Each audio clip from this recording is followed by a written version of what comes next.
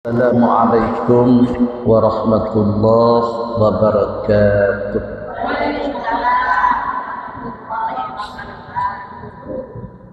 Bismillahirrahmanirrahim. Bismillahi ma sya'allah, la yasuqul khaira illallah. Bismillahi ma sya'allah, la yasrifus su'a illallah. Bismillahi ma sya'allah, ma kana min nikmatin faminallah. Bismillahi ma sya'allah, la hawla wa la quwwata illa billah. Rabbi israh li sadri wa yassir li amri wahlul 'uqdatam min lisani yafqahu qawli. Allahumma salli ala nuril anwar wa sirril asrar wa tiryakil aghyar wa miftahi babil yasar Sayyidina Muhammadin al-Mukhtar wa alihi al-adhar wa ashabihi al-akhyar adada ni'amillahi wa iqtarih.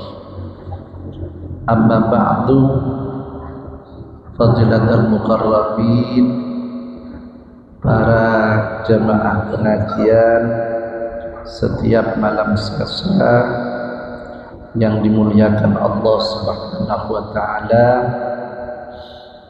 Mugi-mugi kula karejenengan diparingi sehat wal afiat, panjang umur, murah rezeki, hajatnya dikabulkan oleh Allah, dijauhi dari musibah, dari bala, dan anak keturunan kula karejenengan dijadikan anak-anak yang soleh-solehah. Para hadirin yang dimuliakan Allah, malam ini saya akan membacakan hadis Nabi dari hasil pengajian kula dengan Murabbi Ruhina Kiai Haji Raden Ahmad Az-Zaid Ibrahimi, di mana kami bersama beliau setiap bulan, kadang-kadang 2 bulan sekali, mengaji kitab Riyadhus Shalihin yang dibaca oleh Kiai Haji Sholah, santri dari Sayyid Muhammad bin Alwi Al-Maliki Al-Hasan. Para hadirin, kiai saya, guru saya itu walaupun sudah alim, walaupun sudah punya pondok pesantren besar, tapi beliau berkenan dan terus mengaji. Jadi terus hadir ke majelis ilmu. Itu uswah atau memberikan tuntunan kepada kita bahwa kula kajenengan ini dalam keilmuan tidak boleh bosan, kudu seneng hadir ke majlisil ilmu. Bahkan wonten maqalah al-istighalu bi'ilmi afdalu bil istighali min al-ibadati nawafil. Orang yang sibuk dengan ilmu, orang yang datang ke majlisil ilmi, afdalu lebih utama bil istighali dengan sibuk minal ibadatin nawafil, dari ibadah-ibadah sunnah. Saking agengi pahala orang yang berada di majelis lain. Bahkan wonten penjelasan, barang siapa yang keluar dari rumahnya niat ta'lim, niat untuk mencari ilmu, hadir ke majelis lain, maka seperti umrah dan haji. Saking agung. Jadi kalau kali jenengan niki ada pahala yang pahala itu bisa menyamai dengan orang yang beribadah umrah, itu adalah orang yang hadir ke majelis lain. Tapi jangan sampai jenengan wis tak usah haji ya wis, tetap ikhtiar haji, ikhtiar umrah. Kalau sudah diberi kekuatan oleh Allah, kula kali jenengan ngalaksanaken. Para hadirin ingkang kula mulyakaken, Kiai Haji Shalah bersama Kiai Haji Raden Ahmad Az-Zain Ibrahimi saat mengaji di hari Jumat kemarin niki menjelaskan tentang hadis yang diriwayatkan oleh Abi Hurairah. An Abi Hurairah radhiyallahu anhu anin Nabi sallallahu alaihi wasallam. Dari Abi Hurairah radhiyallahu anhu anin Nabi sallallahu alaihi wasallam, dari Nabi sallallahu alaihi wasallam, qala, Rasulullah niku bersabda, innad dina yusr wa la yushaddad dinu illa ghalaba fasaddadu wa qaribu wa abshiru wasta'inu bil ghadwah war ruhati wa syai'in minad duljah, rawahul Bukhari. Kata Rasulullah, innad dina yusrun, sesungguhnya agama itu mudah. Nah, agama itu ibu-ibu tidak sulit. Bahkan yassiru wa la tu'assiru. Jadi hidup itu kalau mengikuti tuntunan agama niku enak. Jadi hidup kalau kita mengikuti tuntunan agama niku salah. Cuma banyak orang yang tidak belajar agama, seakan-akan ajaran agama niku ruwet. Padahal ajaran agama itu akan mengajak seseorang ke arah kebahagiaan hidup, baik itu di dunia maupun di akhirat.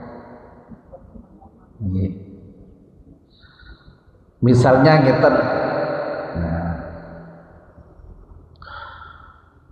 ada seseorang,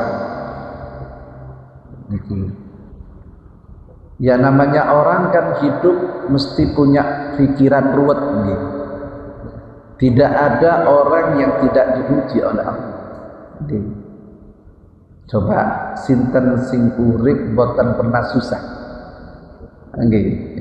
Mesti wonten ruweti, wonten susah, wonten gembira, wonten senang. Niku kan urip.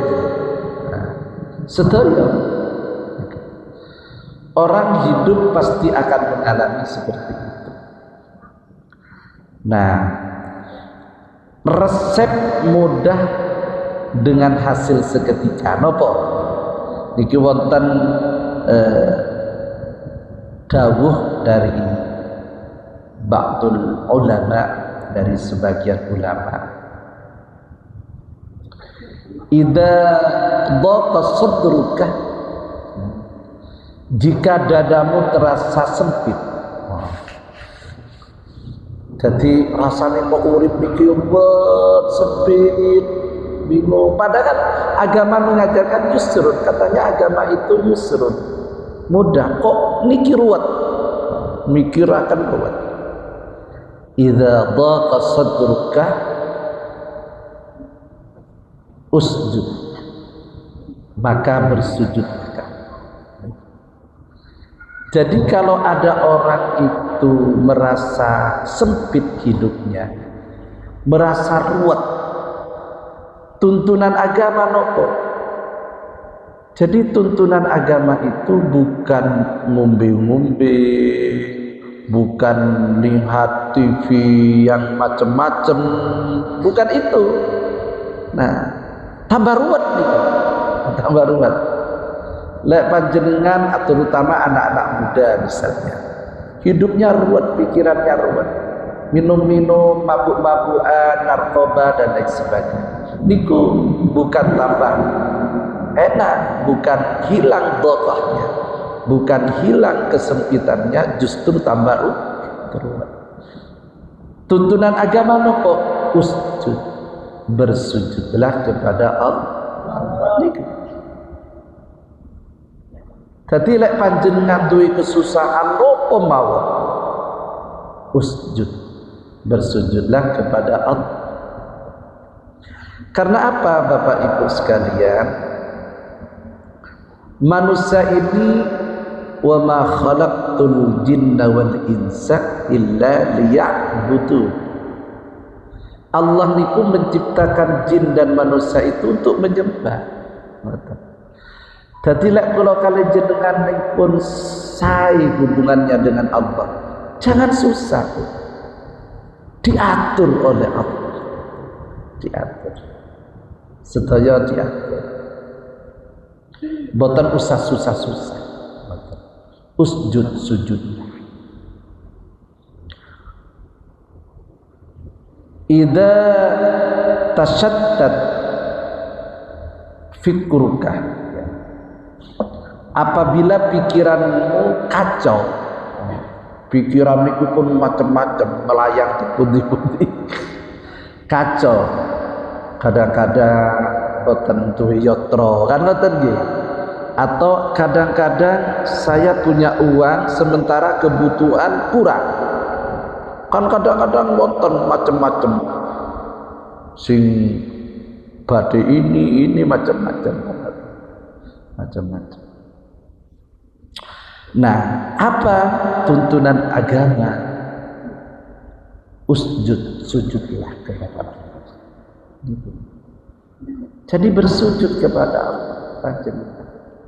Tuki tambah salat, tuki tambah masjid, salat jamaah, salat fardu, salat sunnatnya dilakukan, usjud, bersujud.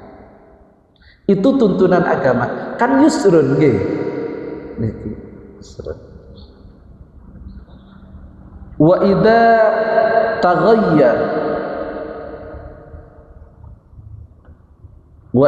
taghayyara qalbuka usjud. Dan jika hatimu berubah-ubah, kan wonten orang itu hatinya macam-macam. Kadang-kadang mikiri orang, pokok ndak ono botaretan bener itu yang itu. Taghayyar qada, qalbuka niku taghayyar istilahnya. Wis. Tuntunan agama napa? Usjud, bersujudlah kamu, sujud kepada Allah. Allah Allah Allah Allah, ma lana maulan siwa Allah. Tidak ada Tuhan malana maulad siwallah, tidak ada Tuhan atau tidak ada Tuhan, tidak ada yang bisa mengatur kehidupan ini siwallah, kecuali Allah. Niku kok.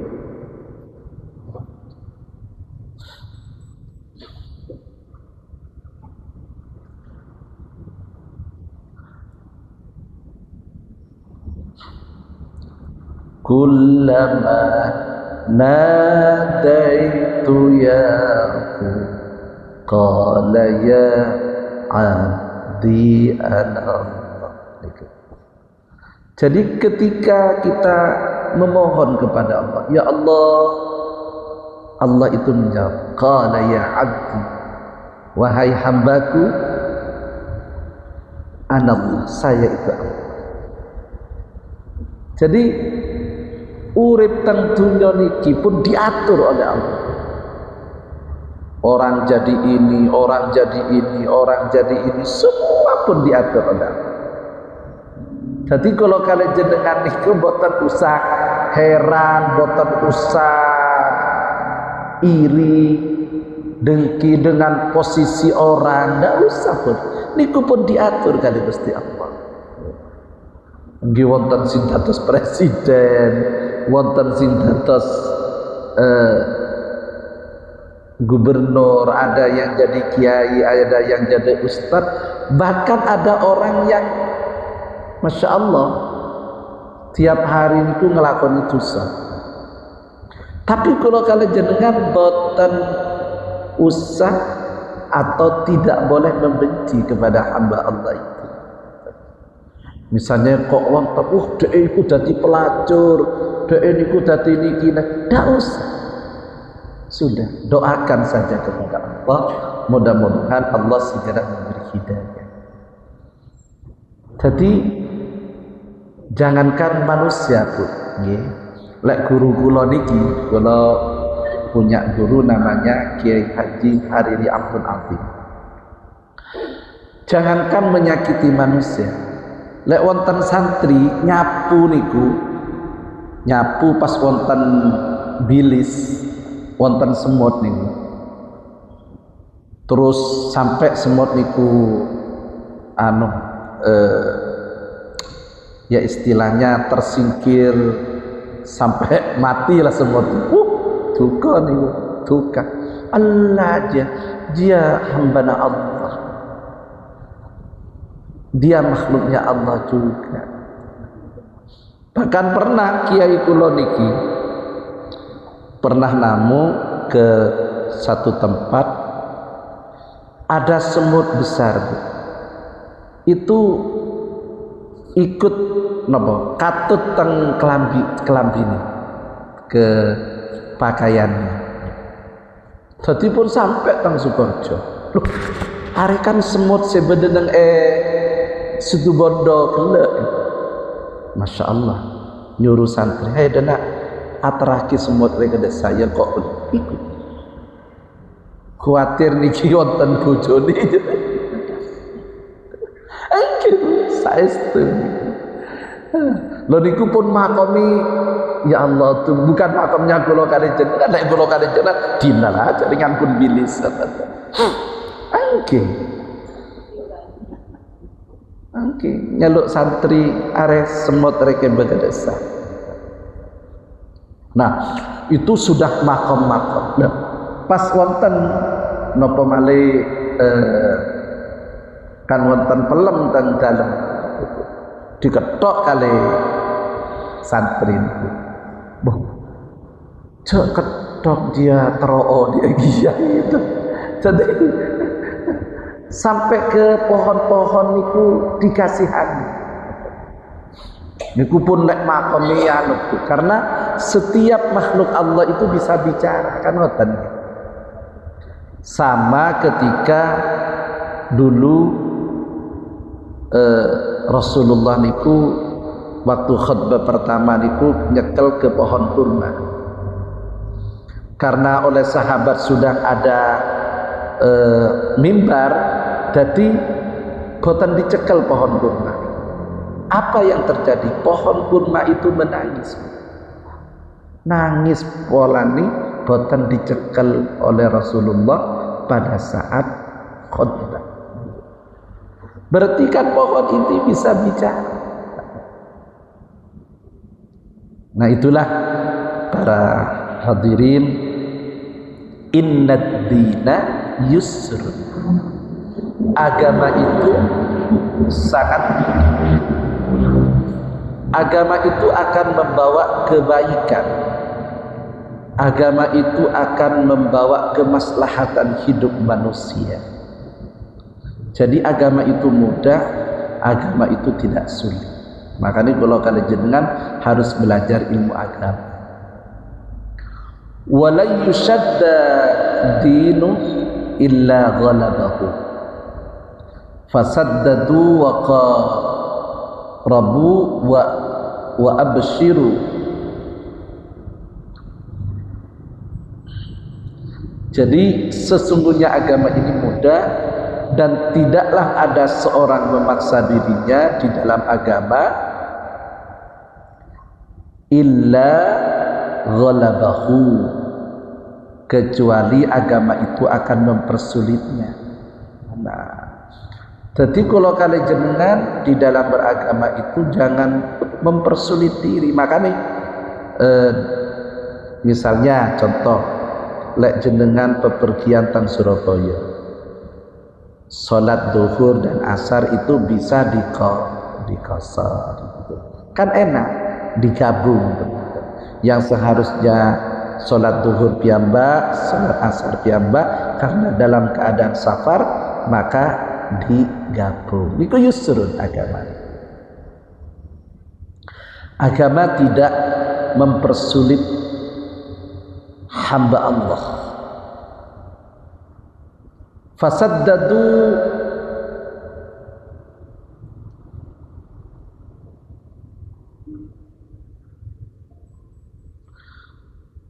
fasaddidu wa qaribu wa abshiru.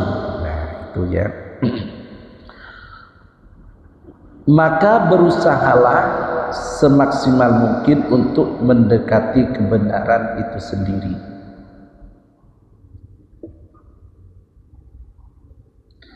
Jikalau tidak bisa sampai pada yang sebenarnya, dan bergembiralah. Nah, kalau kali jenengan iki memang di dalam agama niku Bu ada tingkatan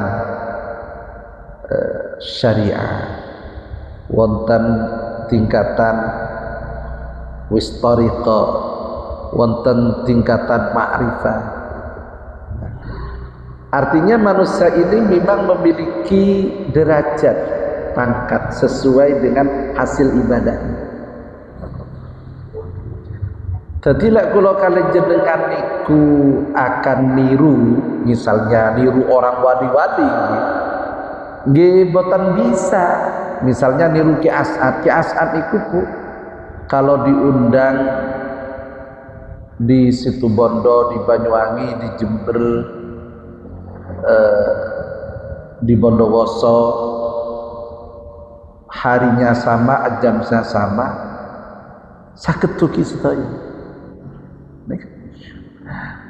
Nah ini sudah pangkatnya lain, pangkatnya lain. Jadi orang itu punya pangkat masing-masing di dalam agama. Nah kula kalian jenengan, karena kula kalian jenengan iki tingkatan syariat yang harus mengikuti syariat. Wasta'inu bil ghadwati war rauhati wa syai'in minad dujjah. Dan manfaatkanlah waktu pagi dan waktu sore serta beberapa waktu di tengah malam. Nah artinya ibu-ibu, ajaran agama itu satu, memang mengajarkan orang itu harus kerja. Kan kalau kamu sudah selesai sholat fantashiru fil ardh. Maka menyebarlah kamu di muka bumi, itu dalam arti bekerja. Jadi agama niku wonten tuntunan orang harus bekerja. Jadi tidak bisa yang namanya rizki dari Allah itu hanya ya istilahnya, kalau bukan pangkatnya ya, kalau bukan pangkatnya, memang ada wali-wali tertentu niku seperti wonten Kiai Kenimo di Probolinggo niku sering santrinya katanya, kalau aki sejadah tahu-tahu pun wonten yotronin sorry saja. Ada memang orang yang sudah pangkatnya seperti itu, yotro tuki piyamba. Lek kalau kalian jenengan tidak bisa. Nah, karena kulo kalian jenengan ini tingkatan syariat, maka manfaatkanlah waktu pagi, waktu siang, waktu sore, dan waktu malam. Kita harus bekerja, tapi tidak boleh meninggalkan kewajiban dari Allah. Misalnya sholat. Nah, termasuk anjuran, manfaatkanlah di waktu malam, fi nisfil lail. Makanya kalau kalian jenengan niku kalau bisa,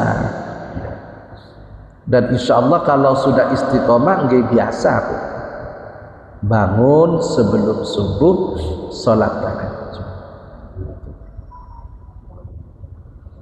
berdoa kepada Allah, nyuwun teng Gusti Allah, insya Allah Allah itu akan memberi. Lah apa kula niku ngeten, pebanyak doa ke Allah, doa kipotona gitu, na anda kaki.